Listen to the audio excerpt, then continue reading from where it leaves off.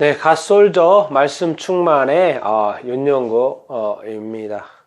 오늘 그 사도행전 어떤 10장인데요. 오늘 아주 대단히 어떤 중요한 장 이렇게입니다. 왜냐하면 오늘 그 핵심 주제 내용이 이방인들에게 성령 세례가 내리는 장면입니다.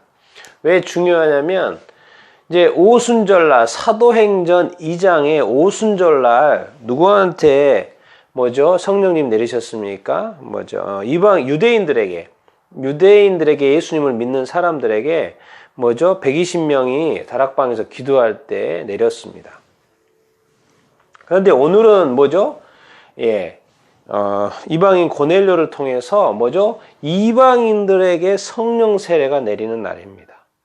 유대인에게도 성령 세례가 내리고 이방인들에게도 성령 세례가 내리고, 그리고 거기에는 가장 이것을 쉽게 이해할 수 있는 그리고 수제자인 베드로가 그 중심에 또 이렇게 있습니다.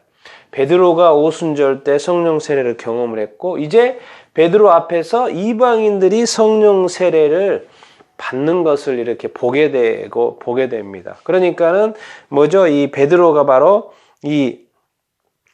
이방인과 이렇게 연결시키는 귀한 어떤 중간다리 역할을 하게 되는 것이죠. 거기에는 또 누가 나타납니까? 예수님이, 하나님이 직접 나타나시고 성령님께서 직접 말씀하시고 결국 예수 그리스도의 복음을 전파하는 그런 내용으로 이렇게 나옵니다. 그래서 되게 중요한 장인데 한번 이렇게 살펴보도록 이렇게 하겠습니다.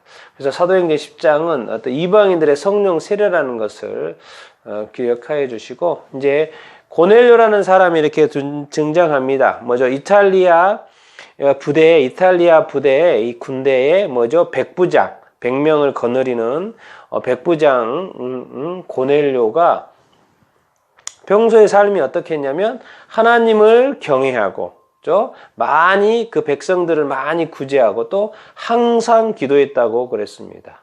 그래서 이제 하루는 기도하러 가죠. 제 9시라고 그러니까 9시니까 플러스 6 하면 13시, 오후 3시가 되겠죠. 오후 3시에 이제 환상을 본 거예요. 환상이 열리고, 그래서 환상을 이렇게 보게 되는데 누가요? 하나님의 사자가 이렇게 나타나서 욥바에 있는 사람을 보내서 욥바에 있는 그 무두장이 시몬의 집에 베드로를 좀 초청해라. 그래서 베드로를 좀 초청해라라는 그런 메시지를 이렇게 하나님의 사자가 이렇게 줍니다. 그래서 이제 자기 부하 1명하고 그리고 하인 2명을 이렇게 보내죠. 이제 그들이 이제 출발을 하고, 그리고 이제 이튿날에 이제 그 사람들이 거의 베드로가 있는 곳에 가까이 왔을 때, 이제 베드로도 이제 그때는 이제 오후 6시라고 그러니까 플러스 6 하면 이제 오후 12시죠, 12시. 12시가 맞나요? 예.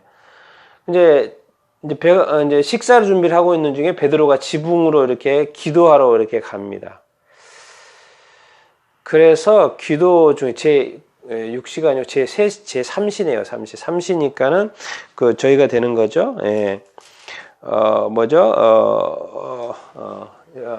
12시가 이렇게 되는 거죠. 플러스 6 이렇게 하는 거니까. 그렇죠? 예. 베드로가 제 6시라 그랬네요. 6시. 그러니까는 6 플러스 6이니까 12시가 되는 거죠. 그래서 기도하는 중에 또 황홀한 경, 또 이렇게 그래서 이제 환상을 이렇게 봤다고 볼 수 있죠. 황홀한 중에 이제 누구요? 뭘 보냐면 한 그릇이 하늘이 열리고 한 그릇이 내려오는 것을 봅니다. 근데 그릇이 내려오는데 마치 보자기 같았다는 거예요. 그리고 내 귀가 메어 있고 땅에 이렇게 들여지는 모습. 그래서 한 보자기 같은 한 그릇이 이렇게 내려오는 거거든요. 이제 그릇 안을 보니까 네 발 짐승, 기는 것들, 공중에 나는 것들. 모세오경에 보면 하나님께서 이스라엘 백성들에게 부정한 짐승과 정한 짐승은 이렇게 말씀하셨고 부정한 짐승은 먹지 말라고 이렇게 하셨거든요. 그러니까 이것들은 뭐예요? 이 한 그릇 안에 있는 이것들은 뭐예요? 베드로가 볼 때 유대인의 입장에서 뭐죠? 이렇게 먹을 수 없는 것들입니다. 부정한 것들입니다. 그래서 베드로는 당연히 말하죠. 먼저 하나님이 말씀하시죠. 하나님이 뭐라 그럽니까? 베드로야 잡아 먹으라. 그러니까 베드로는 당연히 이거 안 됩니다. 이건 먹을 수가 없습니다. 당연히 유대인의 입장에서 먹을 수 없다고 정상적인 답변을 이렇게 한 거죠. 그런데 하나님이 말씀하시죠.